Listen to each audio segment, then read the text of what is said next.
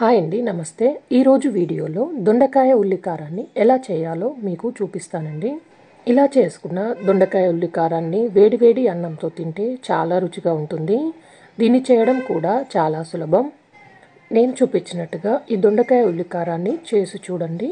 ఇప్పుడు దీన్ని ఎలా చేయాలో చూద్దాం. ఇక్కడ నేను 1/2 kg వరకు దొండకాయల్ని తీసుకొని శుభ్రంగా కడిగి ఇలా సన్న ముక్కల్లాగా కట్ చేసి తీసుకున్నాను.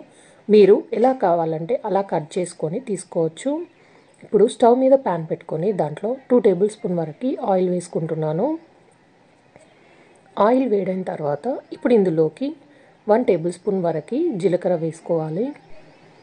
ఇప్పుడు ఇందులోనే 1 టేబుల్ స్పూన్ వరకు ధనియాలు వేసుకొని ఇవి ముందుగా వేగే వరకు వేయించుకోవాలి.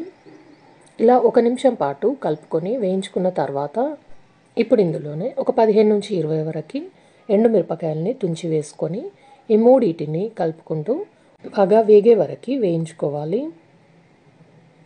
చూడండి, ఇవి బాగా వేగిపోయిన తర్వాత ఇప్పుడు ఇందులోకి 1 కప్పు వరకు ఉల్లిపాయల్ని ఇలా ముక్కల్లాగా కట్ చేసుకొని వేసుకొని దీంట్లోనే ఒక 1/2 టేబుల్ స్పూన్ వరకు ఉప్పు వేసుకుంటే ఉల్లిపాయ ముక్కలు తొందరగా వేగిపోతాయి.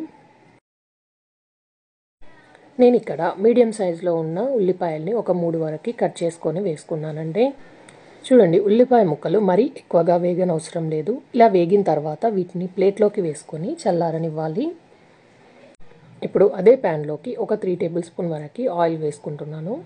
ఆయిల్ వేడైన తర్వాత ముందుగా కట్ చేసి పెట్టుకున్న దొండకాయ ముక్కల్ని వేసుకోవాలి. దీంట్లోనే 1/2 టేబుల్ స్పూన్ వరకు ఉప్పు వేసుకొని అలాగే ఇందులోనే 1/2 టేబుల్ స్పూన్ వరకు పసుపు వేసుకొని ఒకసారి మొత్తం కలుపుకోవాలి.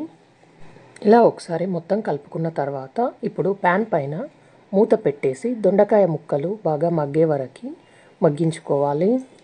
మంటని మీడియం ఫ్లేమ్లో పెట్టుకొని దొండకాయ ముక్కలు ఉడికే వరకు ఉడికించుకోవాలండి. మధ్య మధ్యలో మూత తీస్తూ అడుగంటుకోకుండా కలుపుతూ ఉండాలి. నేను దొండకాయ ముక్కల్ని సన్నగా కట్ చేసి తీసుకున్నాను కాబట్టి దొండకాయ ముక్కలు తొందరగానే ఉడికిపోతాయి. ఇప్పుడు మళ్ళీ దీనిపైన మూత పెట్టేసి ఉడికించుకోవాలి. ఇప్పుడు దొండకాయ ముక్కలు ఉడికేలోపు మిక్సీ జార్లోకి ముందుగా వేయించి పెట్టుకున్న ఉల్లిపాయ ఎండుమిరపకాయలని వేసుకొని ఇందులోనే ఒక 6-7 వరకు వెల్లుల్లిని వేసుకోవాలి. ఇప్పుడు దీంట్లోనే 1/2 టేబుల్ స్పూన్ వరకు ఉప్పు వేసుకుంటున్నాను. నేను అందులో ఉడికించేటప్పుడు ఫ్రై చేసేటప్పుడు ఉప్పు వేసాను కాబట్టి కొంచెం వేసుకుంటున్నానండి. ఇప్పుడు దీంట్లోనే కొద్దిగా కొత్తిమీరను వేసుకొని మెత్తగా దీన్ని గ్రైండ్ చేసుకొని తీసుకోవాలి. ఇందులో వాటర్ పోయకుండానే గ్రైండ్ చేసుకోవాలండి. చూడండి, ఇలా మెత్తగా గ్రైండ్ చేసి తీసుకొని పక్కన ఉంచుకోవాలి. ఇప్పుడు దొండకాయ ముక్కలు ఉడికాయో లేదో ఒకసారి చూద్దాం. ఇక్కడ నాకు ఒక 10 నిమిషాల వరకు దొండకాయ ముక్కలు ఉడికిపోయాయండి. లేత దొండకాయలు తీసుకుంటే తొందరగా ఉడికిపోతాయండి. చూడండి, దొండకాయ ముక్కలు ఉడికిపోయాయి. ఇప్పుడు ఇందులోకి మనం ముందుగా గ్రైండ్ చేసి పెట్టుకున్న ఉల్లిపాయ ఎండుమిర్చి పేస్ట్ని వేసుకోవాలి.